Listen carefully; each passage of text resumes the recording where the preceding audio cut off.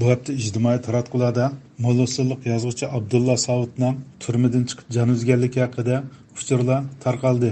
Bu vaqt tunji bo'lib Twitterda uchur bergan Norvegiyalik faoliyatchi Abduvali Ayıpning deyishicha, Abdulla Savud o'sha oyning 18-kuni jon uzgan. Men merhum Abdulla Savud'ninki ölüm xabarini yaqında chet elga chiqqan bir Uyg'urdan angladim. Bir Uyg'ur ziyolisidan. Abduvali Ayıpning bir qancha manbadan surishti qilishicha, Abdulla Savud 2017-yili tutqun qilingan. 2 oy ilgari kasal holatda turmadan qo'yib berilgan. Şu bana bu ma'lumotni yetkazgandan keyin men yani o'xshamagan 2 kishidan bu haqda so'radim. Ular bu Abdulla Savud'ninki 2017-yili aprelda tutqun qilinib, shu 2022-yili qo'yib berilgan, yaqin qo'yib berilgan dedi. Buni aniqlab bo'lgandan keyin undan Twitterda chiqarib Abdulla Savud'ninki o'lim xabarini yetkazgan bo'ldim. Telefonimizdan qabul qilgan Qizilsuv Qirg'iz Avtonom oblastlik soqchi idorasining xodimlari Qizilsuvda tutqundagi yozuvchilar orasida Abdulla Savud ismli birisining boyliqligini so'raganimizda tizimlikka qarab chiqqandan keyin "Ba" deb javob berdi. Qanday bo'ldingiz, yaxshimi? Yaxshi. Assalomu alaykum. Qizilsuv Qirg'iz Avtonom oblastlik soqchi idorisimi? To'g'ri. Sizda shu tutib turilayotgan yozuvchi shoirlarning ichida bu Abdulla Savud deb birisi bormi? Tizimlikingizda. Uyg'urman. Ha, Uyg'ur. Mendan qarab baxsam bo'ladi, lekin ba'zima olgandek. Bir qarab baqing tizimlikka. Ma'qul. Telefonni qo'ymay turing, ha? Qo'ymay turib qarab. Ma'qul.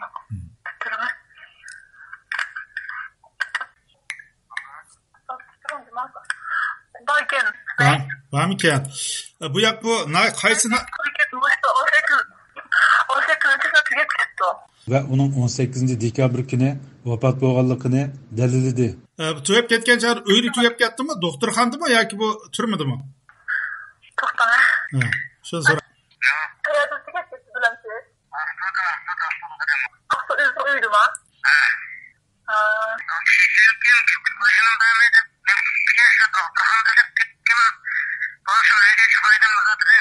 Tor arxivlari tonushtirilishicha, Aqto'y nayisining Ujmiysi tug'ilgan Abdulla Savud 1974-yili Qizilsuv oblastlik Darul Muallimini bitirgan.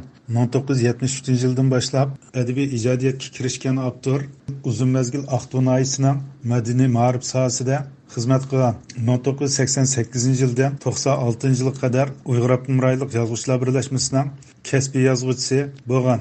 U ozkam yarim asrlik ijodiy hayotida Qalli qirg'oq, Chaqmoq, Dod basmas qilich, Hayotlik zanjiri, Shiroq va Avliyo o't qatorliq roman, hikoya va povestlarni yozgan. Abduvali Ayub Abdulla Savudning Uyg'ur adabiyotidagi o'rni haqida mundaq fikr bayon qildi. Endi bu Abdulla Savud kim degan chog'da Abdulla Savud Uyg'ur bugungi adabiyotidagi vakillik shaxslarning birisi. Abdulla Savudning asarlarini nima uchun bir muhim vakillik asarlar deymiz desa, birisi Abdulla Savud Uyg'urlarningki shu kommunist istilosidan burunqi qahramonlarni ayt yaxshi yozgan.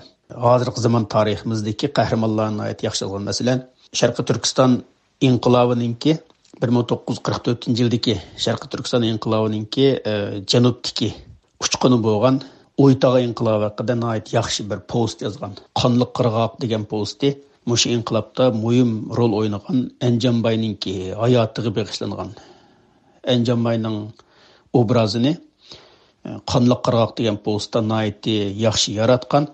Qonli qirg'oq degan post orqali Anjanbayga tunji qatim bir obida tiklab chiqqan.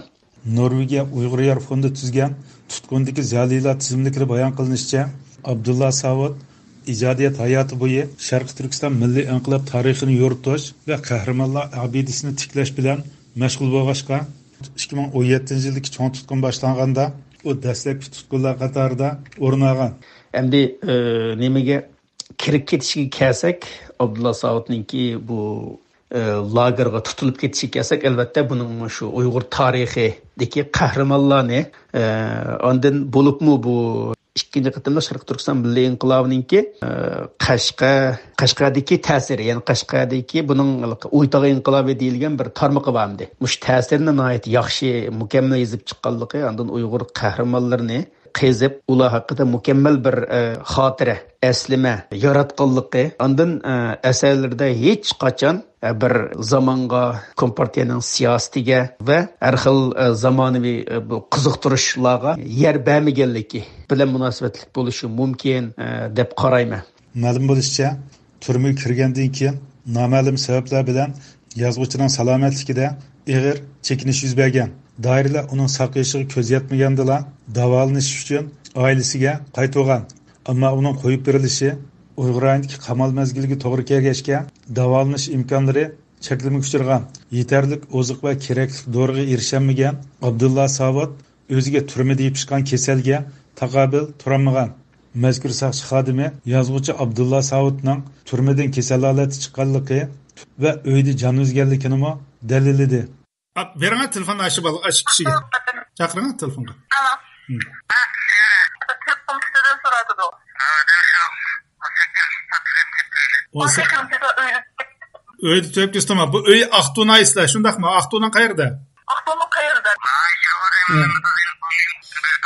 Şu bazırma Abdullah Savod'niki kesip ketkini 2 yıl olganlığı. 2 yılın aldır kesilgenlik uçurunda haber bamki yok mu ki ayakniki? Bu 2 yılın aldır bamki. Biz kelgen uçurda bu şu andı bu türmeden çıkışındaki bu qamal mezgiliga to'g'ri kelganligi, dora oziqlik masalaları yetishmaganligi, shu to'g'risini mi gapli bor. Shuni bilamdiki ma kishi, shuni mi dedim hozir? Dedi hozir. Abdurning Hirisman kitobxonlaridan bo'lgan faoliyatchi Abduvali Ayub Abdur va asarlarini mundaq eslab o'tdi. Bu asarni o'qigandan keyin men shu nimaga berib Anjambay urush qilgan Opalninki Opallar tog'lari, ondan Toshmiliqning Cheshtog', ondan O'ytog' qatorliq yerga berib ko'rib kelgan, men shu qadar ta'sir qilgan. Bu qahramonning Abdulla Savodning qalbida yoritilishi, men shu qahramonni ko'rish, qahramonning mangan, tug'an, kurash qilgan, dushman bilan so'qishgan yerlarini ko'rish istigini paydo qilgan. Shu fursatda men shu bizningki Anjambay so'qishgan yerlarni ko'rib kelgandim. Undan boshqa bu Anjambaydan boshqa Abdulla Savodning Chaqmoq degan romani bor. Chaqmoq degan romanida shu O'ytog' inqilobini ariq ko'rinish qilib yozib chiqqan roman. Bu roman 1980-yillarning oxiri Uyg'urlar orasida kuchlik kitap o'qish qizg'inligini qo'zg'agan romanlarning birisi. Hurmatli radio tinglovchilar, yuqorida Mo'losilliq adib va shoir Abdulla Savodning turmadan kasal holati chiqqanligi va qamal mezgilida davolanish imkoni bo'lmasdan vafot bo'lganligi haqida anglitishib berdik.